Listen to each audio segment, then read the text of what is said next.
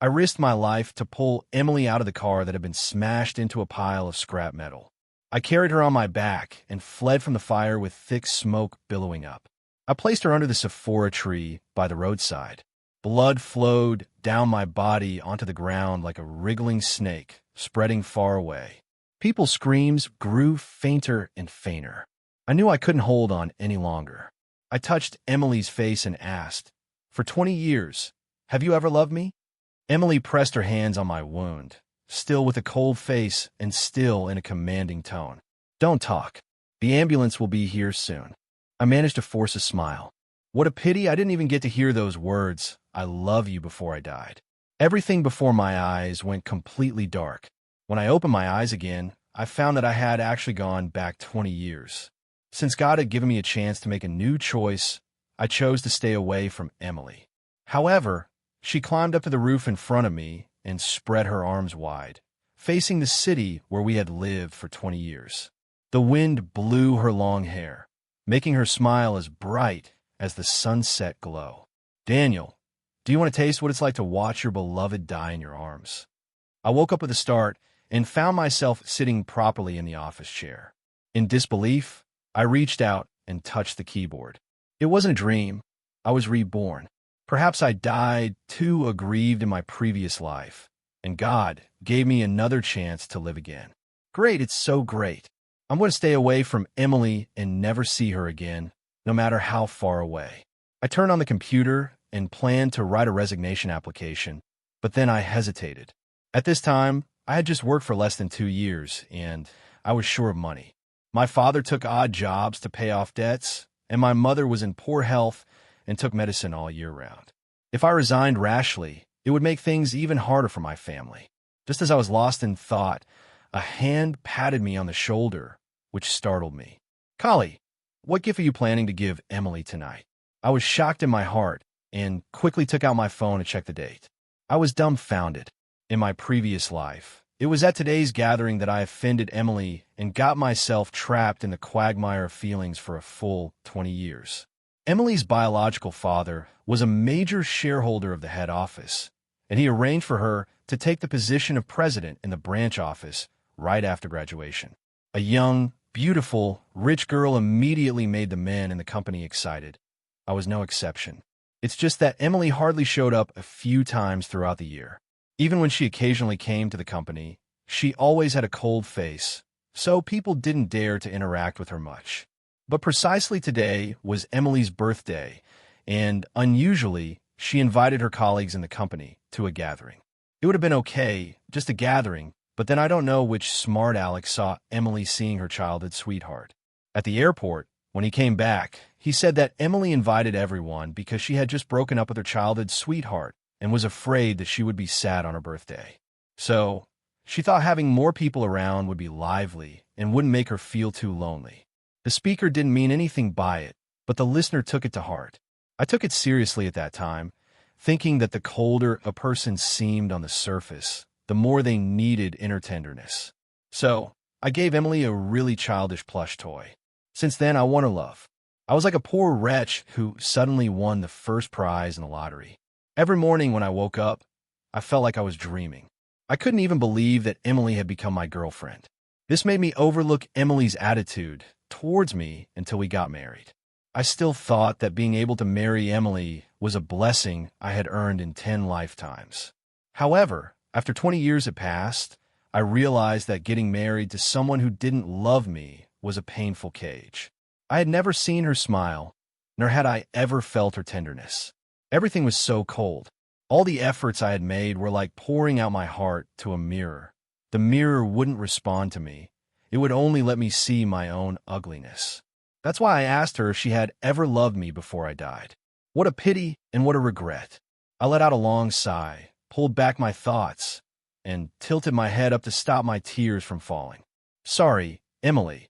In this life, I'm going to stay away from you."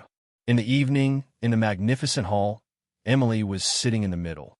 She was still as beautiful as ever, as dazzling as a star in the dark. Every time she blinked her eyes, my heart tightened. So I turned my head away, not wanting to look at her, and silently clapped along with the song. Among my colleagues, Everyone waited for her to blow out the candles and then took out the gifts they had prepared one by one. Emily thanked them one by one with a half-smiling expression on her face. In her previous life, whether at the company or at home, she always had a cold face. Every day, it was really hard for her to make this expression. Now, when it was my turn, I handed her a small box. However, this time it wasn't a plush toy. It was a shabby bracelet that I randomly bought from a street stall. It looked like jadeite, but it was actually glass.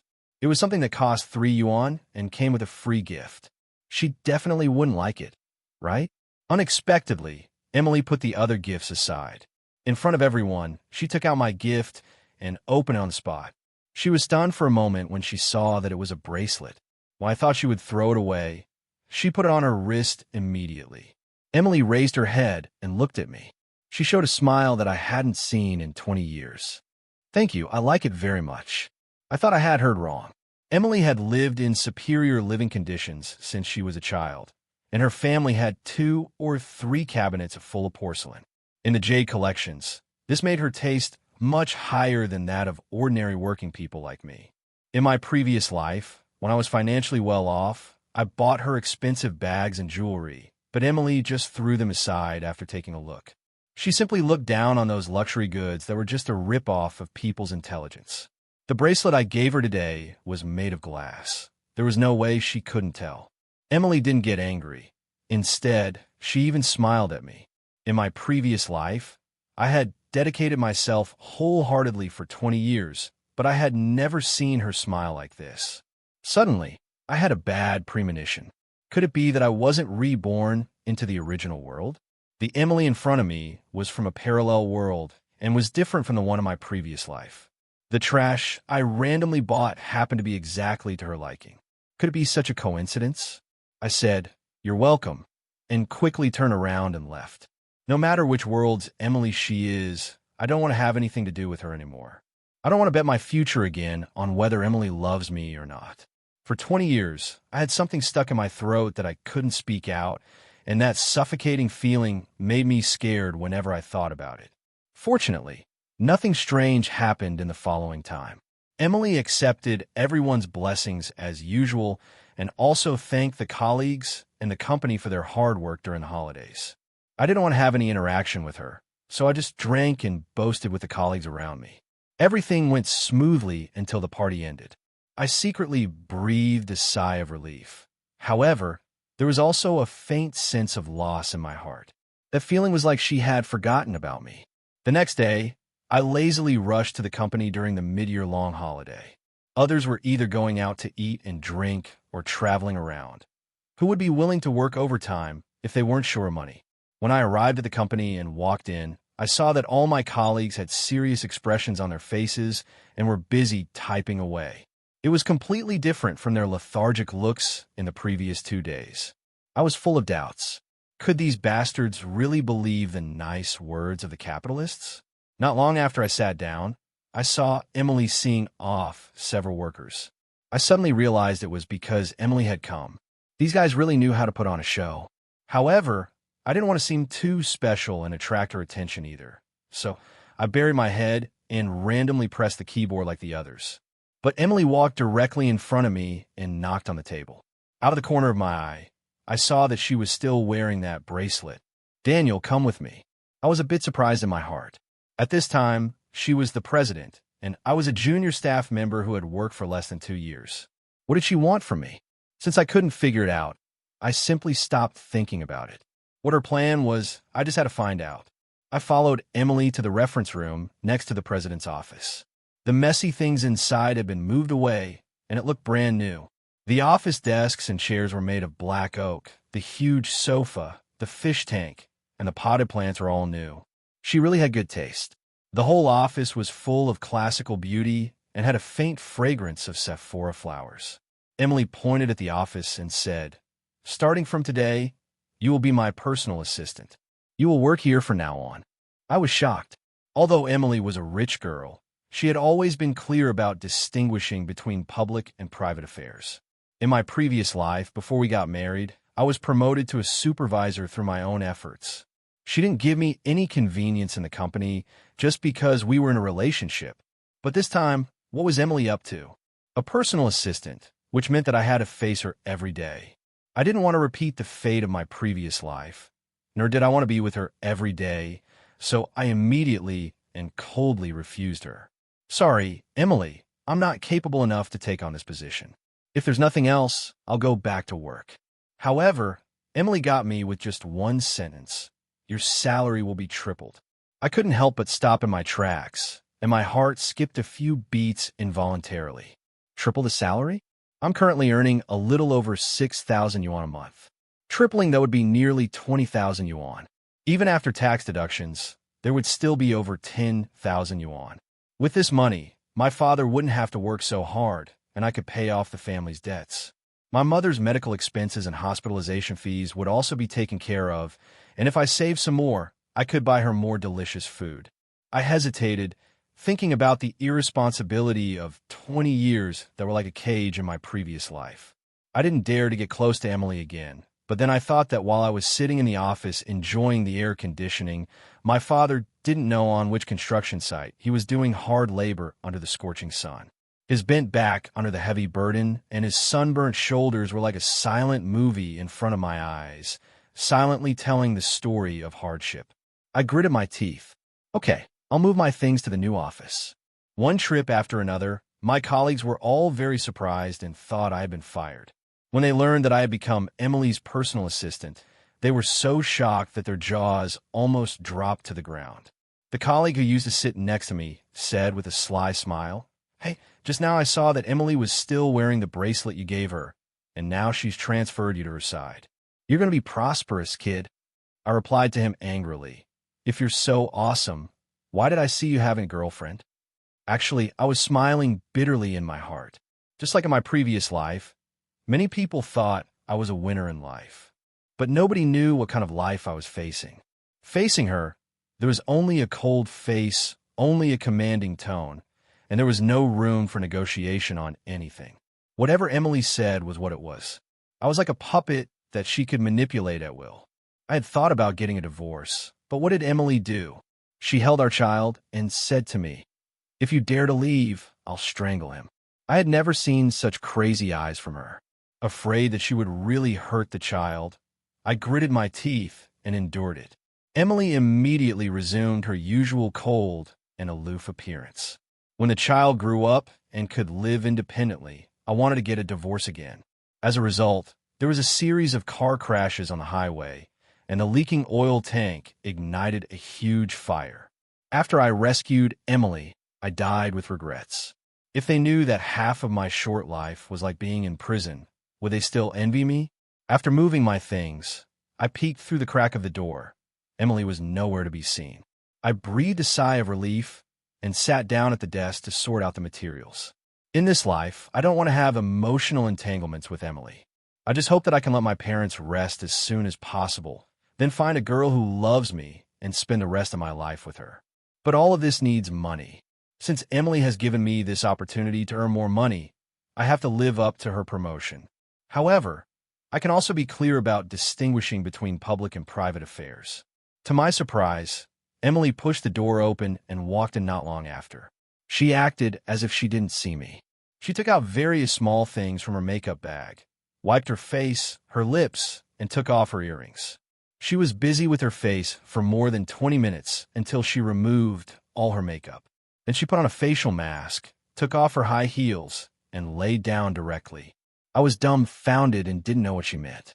Emily was naturally beautiful and also took good care of her appearance. Her daily skincare routine had hardly been interrupted. But in my previous life, even though I had been with her for 20 years, I had never seen her take such good care of herself. My mind was full of questions. I looked at her, but didn't say anything. I let her do whatever she wanted as long as she didn't bother me. After sorting out the materials, I turned on the computer and started to work. But when I looked at the screen, I could see her lying opposite me, which made me feel really uncomfortable. Finally, I couldn't help but say, "Emily, it's working hours now. If colleagues see you sleeping here, what will they think?" Emily didn't even open her eyes. "I bought such a nice sofa and a bed just to sleep here now." Stop talking and focus on your work. Hearing these words, I felt a sudden lump in my chest. In my previous life, she was always like this, telling me to shut up and ordering me to do this and that. I endured it for 20 years until I died. Was she planning to make me endure it again in this life? I shut down the computer, picked up my handbag, and got up to leave. Suddenly, Emily opened at her eyes. "What are you doing?" I replied coldly, "I haven't finished the business in hand. I have to go and meet the clients." Emily sat up and looked at me for several seconds. Then she smiled at me again. Damn it, she has smiled at me twice in 2 days. Has she been cursed or something? Now that you're my assistant, you don't need to go out and handle business anymore. Just stay by my side. You'll do whatever I tell you to do.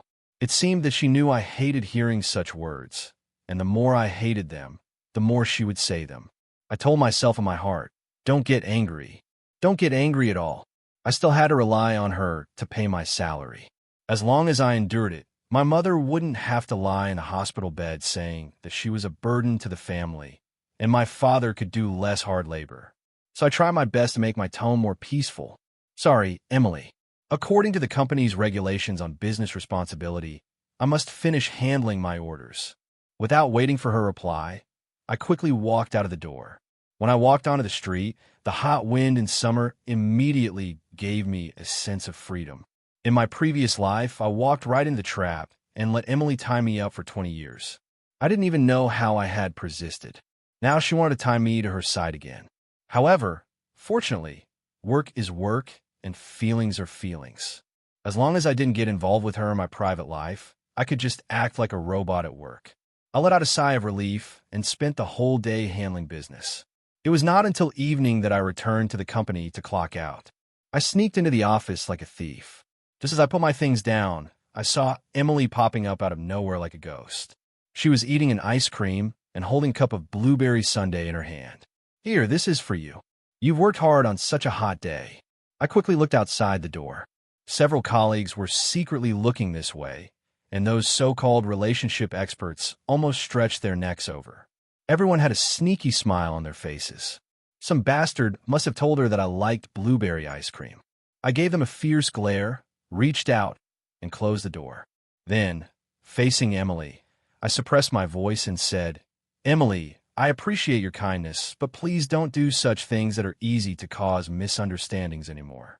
I know you just broke up with your childhood sweetheart and you need emotional support, but I'm just a junior staff member and you're the president of the company. We won't have a future. Believe it or not. I can swear to God and promise you that you will never fall in love with me in this life." After saying that, I put the materials into the drawer of the desk and took out my mobile phone to clock out. If I didn't make it clear to her thoroughly today, there would be more and more troubles later. I knew that the person Emily really loved was her childhood sweetheart. I was just like the plush toy I gave her in my previous life, just something she used to fill, to bear the psychological burden, and I don't need to be afraid of her either. Without waiting for her to say anything more, I turned around and left the rooftop. In the elevator, I couldn't help but punch the iron wall hard. The pain from my fist made me feel a bit better. After all, we had been married for 20 years in my previous life. It was impossible not to have any lingering feelings. When I got home, I drank a bottle of beer and sat there in a daze for a long time. Then I called my parents. If conditions permitted, I still planned to resign as soon as possible. Otherwise, if I stayed with the reborn Emily every day, something bad would happen sooner or later. It was Dad who answered the phone. He was accompanying Mom in the hospital. He comforted me, saying that Mom's illness was an old problem and that I didn't need to worry. I quickly asked him if he had enough money. If not, I still had some savings in my bank card. Dad refused immediately. He told me to work hard, save some money to marry a wife, and live a good life. That would be better than anything else. Then he and Mom could close their eyes even when they died. After listening to him, I told him to let me know if he was short of money and then hung up the phone. The thought of resigning disappeared. I didn't know when I fell asleep, but I was awakened by a phone call when I was sleeping soundly. It was pitch black outside the window. I immediately thought that something had happened to Mom. I picked up my phone tremblingly. It turned out to be Emily. Was she trying to scare people to death by calling at 4 in the morning?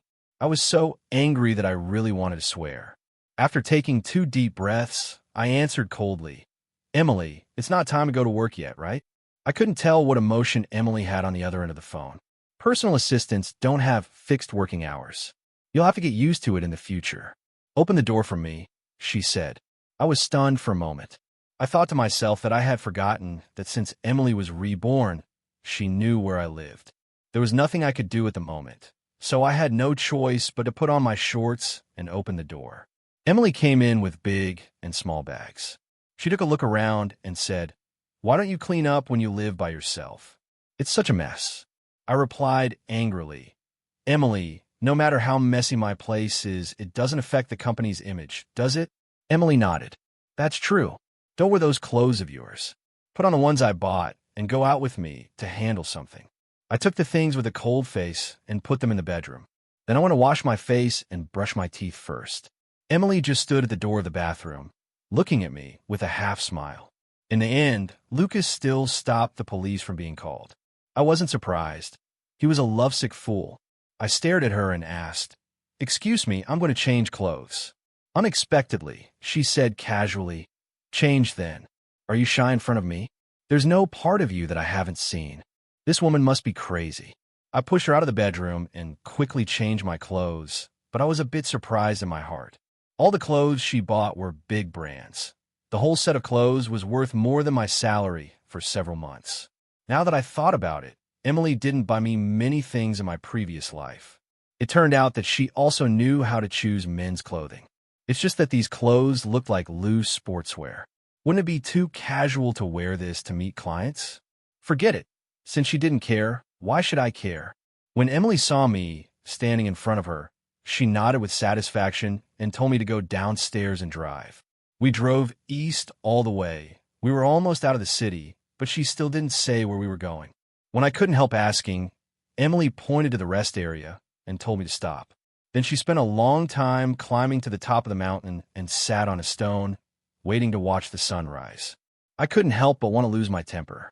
She woke me up in the middle of the night and made me run to the suburbs to watch the sunrise. "Weren't we going to work?" Emily said unhurriedly. "You've forgotten this place, right? This is the place where we had our first date.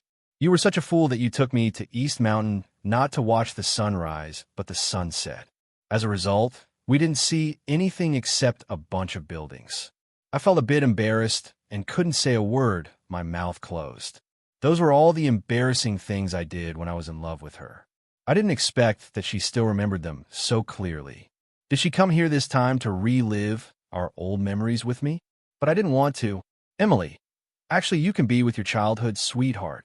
Emily immediately interrupted me. "Don't talk. Take pictures for me again." She told me not to talk helplessly. Since I was in the wrong, I could only suppress my anger, took her mobile phone, and took a random picture of her side face. That wasn't enough. Emily asked me to take pictures from different angles, taking pictures nonstop for 360 degrees. Finally, after watching the sunrise, she asked me to drive back to the city. There was no specific destination.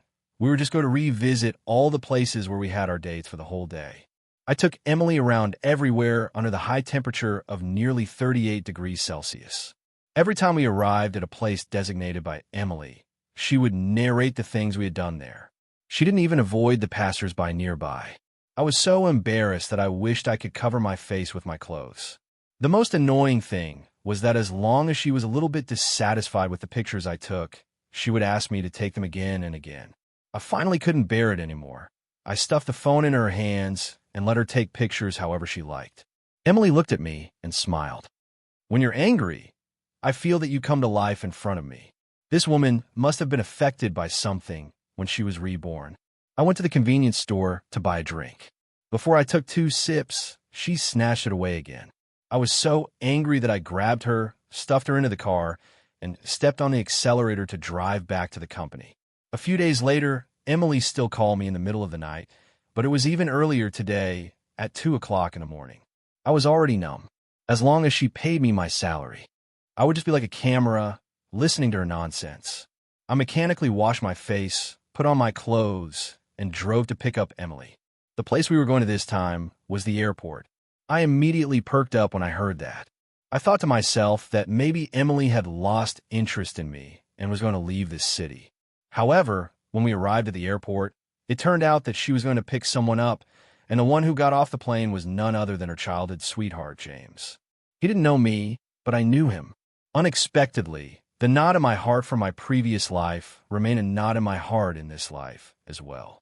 Emily pulled James to sit in the back seat, and I drove silently in the front all the way. They were talking softly. I didn't want to listen, but I couldn't help it. Yet, I couldn't hear clearly. When the two of them went to the hotel, I waited alone in the car. Looking at myself in the rearview mirror, I couldn't help but smile. All along, hadn't I been hoping that Emily would make up for her regrets and leave me alone?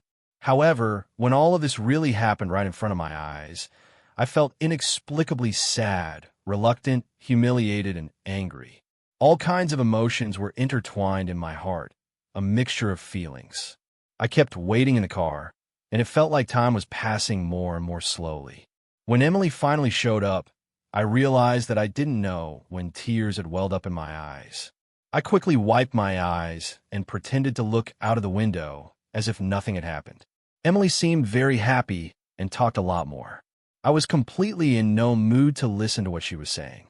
I only felt endless anger towards her. Emily could drive by herself. She clearly could have gone to pick up James on her own, but she just had to make me take her there. The woman who had said a few days ago that she would die for me went to a hotel with her childhood sweetheart right in front of me.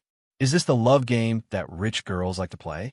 In my previous life, I had already spent 20 years playing a game of playing house with her. As a result, half of my life was in distress. In this life, I don't want to play with her anymore. It's time to put an end to it completely. Suddenly, Emily turned her head to look at me and asked with a half-smile, "Did you hear what I said? Why do you look like that?" I let out a nah and replied, "Sorry, Emily, I was so focused on driving." "What did you say?" Emily stared at me for dozens of seconds. Suddenly, she smiled happily. "You're jealous." I forced a smile. "No, it's a good thing." Emily reached out to touch my face, but I immediately dodged away. She smiled even more happily. "You can't fool me. You are jealous." I parked the car by the roadside and stared at the road ahead in silence for a long time. Then I said to her, "Emily, even for an ordinary person, for the sake of being husband and wife for 20 years, one wouldn't do such a thing, right? How many people can have the chance to be reborn like us and make up for the regrets in life? But you're using it to play emotional games. Sorry, I don't want to accompany you in this life. I'll submit my resignation application today. I hope you and James can have a good life together." Emily still had a big smile on her face. She pointed at the park by the roadside and asked me to get out of the car and take a walk with her. "Since you've said that, then I'll also tell you everything clearly. If you still want to leave, I won't stop you at all." I sighed and nodded, then got out of the car with her. In the park at night, there were only moths under the streetlights, making the place seem a bit alive. Emily sat on the bench, looked up at the moths, and said, "I fell in love with you on the very first day you came to the company." Don't ask why. That feeling of being hit in the heart, I think it was love at first sight. But my parents were very conservative and hoped that I could find a husband who was well matched in terms of family background. They were extremely firm in their attitude. I had been used to being obedient since childhood, and I thought that I had no fate with you in this life. Do you know why I didn't come to the company? It was because I was afraid to see you, afraid that I would fall deeper and deeper. But it was at this time that James gave me courage. Do you think that just because he and I were childhood sweethearts, we liked each other? That's not the case. James liked a girl from an ordinary family, and her left leg was a bit disabled. But his parents were even stricter than mine. To put it this way, my parents just hoped that I would live a good life, but his parents were snobbish and would never allow James to marry this girl. James didn't want to give up the person he loved. He said that in one's life, if one couldn't love and live, one had to love and die. So he eloped secretly with the girl. I went to the airport to see them off, also to cover for him. So he made me realize that if I didn't fight for it, then you and I would really miss each other for a lifetime. I made it. We fell in love, we got married, and we had a child. When you said you wanted a divorce, I felt like the sky was falling. I wished I could strangle the child immediately and then kill myself. I wanted to make you regret it, regret why you wanted to leave me.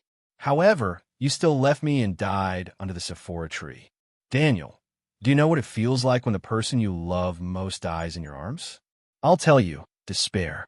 But a desperate person still has. To live even like an empty shell without a heart, one has to live for the family.